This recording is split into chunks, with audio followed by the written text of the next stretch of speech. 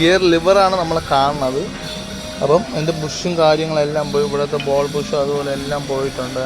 എല്ലാം പീസായിട്ട് അരിഞ്ഞതാണ്. ഇവിടുത്തെ സ്ക്വയർ ബുഷും അതുപോലെ തന്നെ റൗണ്ട് ബുഷും നമ്മൾ ചെയ്തിട്ടുണ്ട്.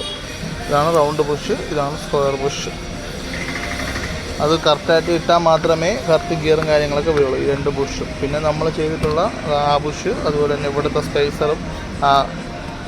സ്പേസറും അതിൻ്റെ കറക്റ്റ് ഗ്യാപ്പ് നോക്കി നമ്മൾ ചെയ്തെടുത്തിട്ടുണ്ട്.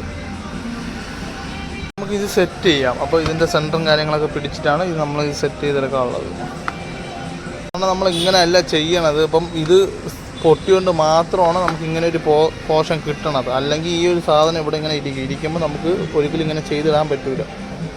അതുകൊണ്ട് നമ്മൾ ചെയ്യണ വേറെ രീതിയാണ്, ഇപ്പം ചെയ്തിരിക്കുന്ന വേറെ രീതിയാണ്. ഇത് ആദ്യമായിട്ടാണ് ഈ രീതി ചെയ്യണത്. അപ്പോൾ നമുക്കിത് സെറ്റാക്കാം കേട്ടോ ഗൈസ്.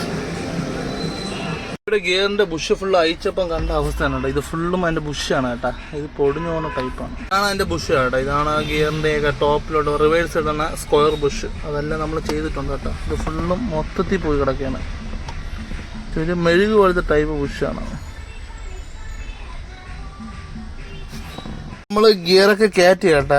ഇതാണ് നമ്മൾ പുഷ് ചെയ്ത എല്ലാ ഓൾ പുഷ്. അപ്പം first, second, third, fourth, fifth, reverse. അപ്പോൾ എല്ലാ ഗിയറും അടിപൊളിയായിട്ട് വീഴുന്നുണ്ട്. നമ്മൾ ഇവിടുത്തെ സ്ക്വയർ ബുഷും അതുപോലെ തന്നെ റൗണ്ട് ബുഷും എല്ലാം സെറ്റാക്കിയിട്ടുണ്ട്. അപ്പം ഒരു പ്ലേ പോലും ഇല്ല കേട്ടോ. ഈ ഒരു പ്ലേ മാത്രമേ ഉള്ളൂ. അത് ശരിക്കും ഇവിടുത്തെ പ്ലേ അല്ല. ഇത് കണ്ടില്ലേ, മൊത്തത്തിൽ ഞാനങ്ങനെയാണ്. അത് ഗിയർ ബോക്സിൻ്റെ അവിടെ പറഞ്ഞ യോക്കിൻ്റെ പ്ലേ ആണ്. അല്ലാതെ ലെഫ്റ്റ് റൈറ്റ് ഒന്നും പ്ലേ ഇല്ല. ഈ ഒരു പ്ലേ ഉള്ളൂ. അത് വരണം, ഇല്ലെങ്കിൽ ഗിയർ അല്ലല്ലോ. പക്കയായിട്ട് ഫ്രീ ആയിട്ട് വിടണമുണ്ട്. അപ്പോൾ നമുക്കിനി കവറും കൂടെ ഇട്ടിട്ട് ഓടിച്ച് നോക്കാം.